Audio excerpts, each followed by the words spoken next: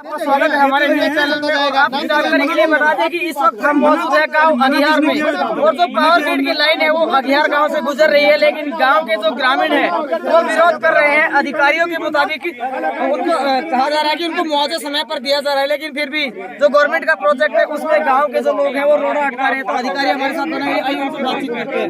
हम शाम तक आपके पास बैठे हैं और आप फॉर्म भरवा के कल टावर ना 12 महीना हो गया, तीसरी किस्त में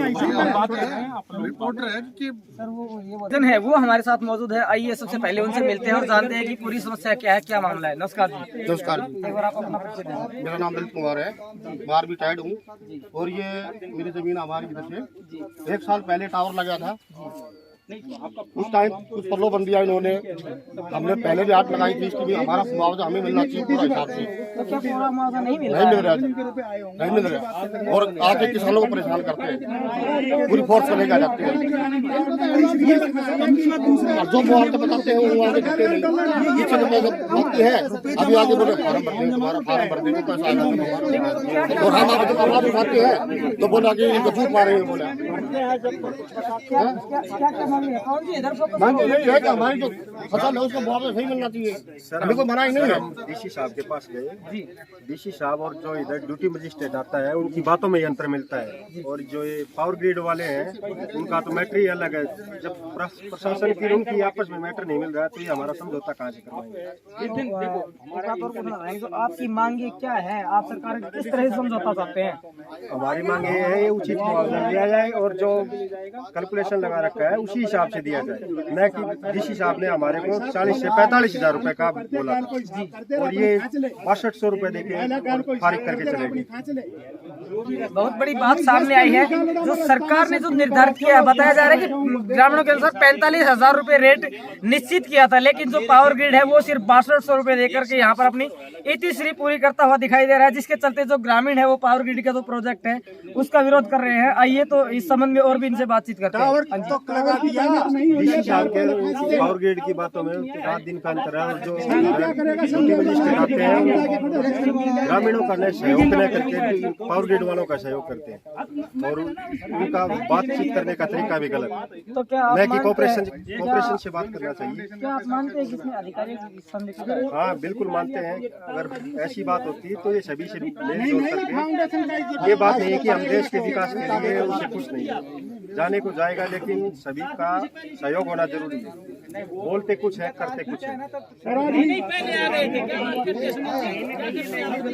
एक बात बोलिए, ड्यूटी मजिस्ट्रेट जब आपका और हमारा जब पैसे में दिक्कत नहीं है, एक बार कैमरा इधर करिए, ये फोर्स का बगैर फिजूल एक जवान है, ये 50,000 रुपए का है, 6 लाख रुपए वेस्टेज कर रहे हैं गवर्नमेंट का। क्या जब जमींदार को देने में इनको हर्ज? जब फिजूल खर्ची जब इधर कर रहे हैं, तेल फूक रहे हैं, और जमींदार का गर्दन काटने के चक्कर में कैंची लेके बैठे हुए हैं। ये प्रशासन का नहीं है, कोऑपरेटिव है। इसका प्रशासन कुछ बोलता है, कोऑपरेट कुछ बोलता है, ऊपर से ये डंडा लेके आ जाते हैं। जहाँ उधर हमारे कुछ बताया जाता है, इधर आके कुछ बोलते हैं। धन्यवाद। ठीक है, आगे भी बढ़ते हैं और ग्रामीण बातचीत करना। देखिए जी, बात ऐसी है, एक बार आप अपना परिचय। मेरा नाम हनुमान प्रसाद है, मेरा खेत भी इस लाइन के अंदर आता है, और ये लाइन का लफड़ा 2 साल से चला हुआ है, और हमने पहले भी अपना विरोध जताया था जब ये टावर लगाया तब, तो पहले भी कुछ पैसे देते थे, 1 लाख रुपए समथिंग देते थे। हमने उस बारे में SDM कनीना 8 महेंद्रगढ़ से हमारी मीटिंग हुई पावर ग्रिड की और किसानों की, तो उन्होंने हमारा मुआवजा जो है वो लगभग 2 लाख रुपए के समथिंग किया था। भाई आपको 2 लाख रुपए टावर के मिलेंगे, प्लस जिस खेत से ये लाइन जानी है नुकसान तो उस खेत का भी है, उस खेत की वैल्यू भी कम होती है। वो किसान जिसके खेत से तार गुजर गए वो उस खेत के अंदर मकान नहीं बनाएगा, ट्यूबवेल नहीं लगाएगा, वो खेत कृषि योग्य ही रह जाएगा, न कि उसको कभी जरूरत पड़ेगी तो बिक्री भी नहीं हो सकता। बिक्री होगा तो उसकी आधी कीमत उस खेत की हो जाती है।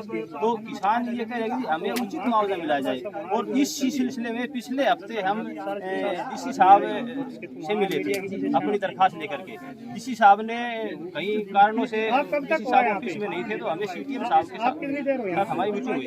CTM साहब ने हमको बताया जी, कंपनी वालों ने हमसे बताया कि 40,000 रुपये हम कलेक्ट करके दे रहे हैं और हम किसान के खाते में 40,000 रुपये दे रहे हैं, जबकि किसान के खाते में कोई 40,000 रुपये नहीं दे रही है।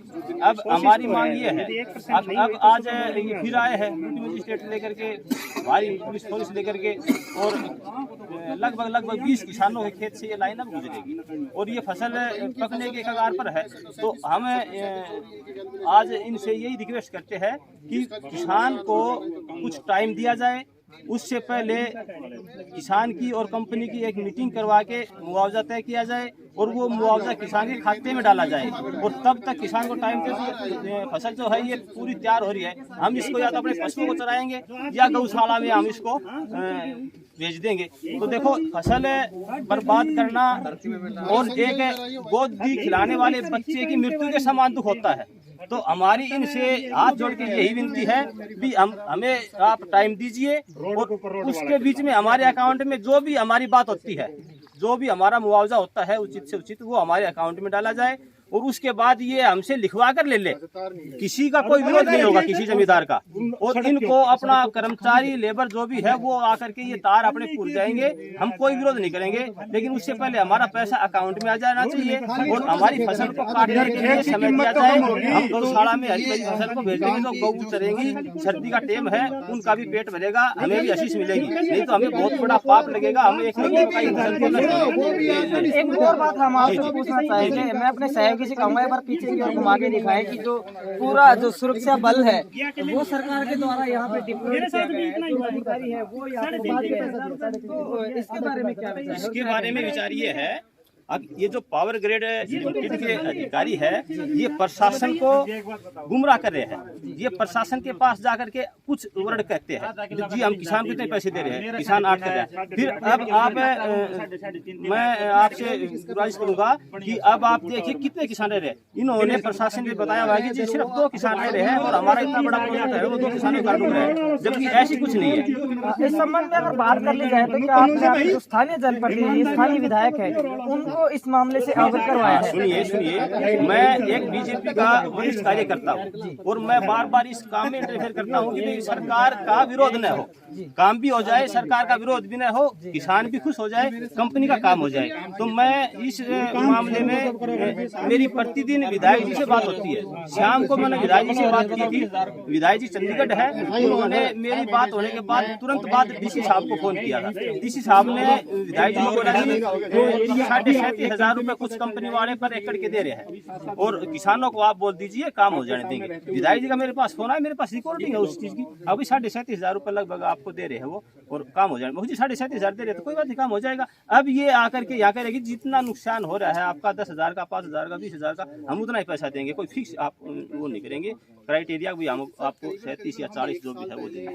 ये क्या आपकी जो स्थानीय विधायक से बातचीत है इसका ऑडियो आप सामने रख सकते हैं? हाँ मैं रख सकता हूँ। यहाँ के जो जनप्रतिनिधि है स्थानीय विधायक श्री सीताराम यादव जी, उनसे भी एक जो ग्रामीण है उन्होंने बातचीत की है। तो आइए आपको वो रिकॉर्डिंग भी सुनवाते हैं कि यहाँ के स्थानीय विधायक के इस सारे प्रकरण के बारे में क्या विचार है और क्या उन्होंने कहा है, सुनाइए। तीसरा इनका सवाल है कि जहाँ 70 फुट का अगले पक्ष से मिलते हैं। नमस्कार जी। हाँ जी नमस्कार। सबसे पहले तो मैं चौथे स्तंभ जो है मीडिया, चलो आपको सुनाते हैं। अभी लेटेस्ट अपडेट ये है कि जो सबसे पहले तो मैं भारत का जो स्वतंत्र चौथा स्तंभ है पत्रकारिता का, मीडिया, मैं उसका धन्यवाद करना चाहता हूं कि इन्होंने जमींदार का पक्ष उठाया है। जमींदार के लिए इतनी भागदौड़ करके खेतों में दूर दूर से जो है ना हमारे एक छोटे से बुलाव के ऊपर आप आए, आपका सबसे पहले तो मैं धन्यवाद करना चाहता हूं। दूसरी बात ये है कि हम जो पावर ग्रिड कंपनी है उससे बार बार ये प्रयास कर चुके हैं, बार बार ये प्रार्थना कर चुके हैं कि भाई आपको फोर्स लेने की कोई ज़रूरत नहीं है, आपको प्रशासन लेने की कोई ज़रूरत नहीं है, आप हमको सर्टिफाइड कर दो, आप हमको जो है ना संतुष्ट कर दो। हमारा जो उचित जो मुआवजा है, जो हमारी ज़मीन बर्बाद हो रही है जिसकी कीमत नहीं रहेगी, वो ज़मीन अपाइज हो जाएगी और जो हमारी आज हरी भरी फसल लहलाती हुई और जितनी सर्दी के अंदर, ठंड के अंदर, कड़ाके की ठंड में हमने जहाँ इसके अंदर बच्चे की तरह इसको पाला है, अब यूरिया खाद नहीं मिल रही। यूरिया खाद के लिए कहीं कहीं से धक्के खा करके और यूरिया खाद ला करके इसके अंदर डाला है, वो हमारी क्या काम आएगी। सब कुछ अब 1 मिनट में ये धस नस कर देंगे। उसके लिए हम करें कि हमें 1 महीने का समय दिया जाए। 1 महीने के बाद हम अपनी फसल को काट लेंगे, उसके बाद आप जो है ना अपने काम को कर लेना। अगर आप इस बात को नहीं मानते हो तो हम इस बात पे भी एग्री हैं, क्योंकि ये हमारे देश की हित की बात है। बिजली जो है वो देश को डेवलपमेंट करती है, ठीक है, हम उस बात के लिए सहमत हैं, लेकिन हमें 3 दिन का समय दिया जाए, क्योंकि हम इस फसल को काट करके धर्म के लिए गौओं को भेज दें, गौशाला में इस फसल को हम भेज दें, ताकि नष्ट ना हो, किसी प्रकार की बर्बादी भी ना हो और धर्म का काम भी हो जाए।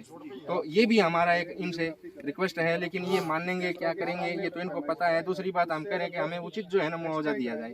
पहले भी मेरे खेत में से तार गए हैं, तो इन्होंने 60 मीटर का 60 और 70 मीटर के बीच में जो है ना, फुट के बीच में जो जगह है वो इन्होंने 15 फुट के अंदर समेट दी और 5 मीटर ही उसको आकलन किया है। अब वो देखने की बात है, हमने उस समय इनके साथ ज्यादा कोई विरोध नहीं करा, इनकी कंपनी वालों की बातों में आकर के हमने तार लगवा दिए। अब इन्होंने वो 60 फुट जगह 15 फुट जगह दिखाई है और 15 फुट के पैसे दिए हैं। ऐसे अब हमारा इनके ऊपर से बिल्कुल एतबार नहीं रहा, एतबार भाग चुका है। हम इनको बिल्कुल भरोसा नहीं करते। हम तो कहते हैं कि हमें पहले पैसा दे दो और अपना काम कर लो। काम के लिए हम मना नहीं कर रहे, ये हमारे देश की प्रगति की बात है, हम उसके लिए मना नहीं करना चाहते। हम तो कहते हैं कि भाई आप काम करो, लेकिन हमें पहले पैसा दे दो। ये कहते हैं कि पैसा बाद में आ जाएगा, बाद में इनका कोई एतबार नहीं है। ये हमारे साथ पहले भी धोखा कर चुके हैं। मेरे खेत में 3 फसल से 1 सटे लगी हुई है, उसके पैसे अब तक नहीं आए हैं। और जो पहले जो 70 फुट जो जगह थी वो 15 फुट में ही समेट करके मेरे 4692 रुपये भेज करके मेरे को कहते हैं कि भाई आपके पैसे आ गए हैं। तो हमको इनके ऊपर कोई एतबार नहीं है। हम तो कहते हैं कि हमें पहले पैसा दो और फिर काम कर लो, नहीं तो हमने अपना सुसाइड नोट जेब के अंदर डाल रखे। मैं आपको दिखाना चाहता हूँ, अगर ये हमारी नहीं माने ना तो हम तो आत्महत्या करने के लिए मैं अपना दिखाना चाहता हूँ। सबसे बड़ी बात निकल के सामने आई कि अघियार गांव के जो किसान है वो सुसाइड नोट अपनी जेब में लेकर के खड़े हैं और सरकार से उनकी गुजारिश है या तो उन्हें उचित मुआवजा दिया जाए या फिर उन्हें समय दिया जाए।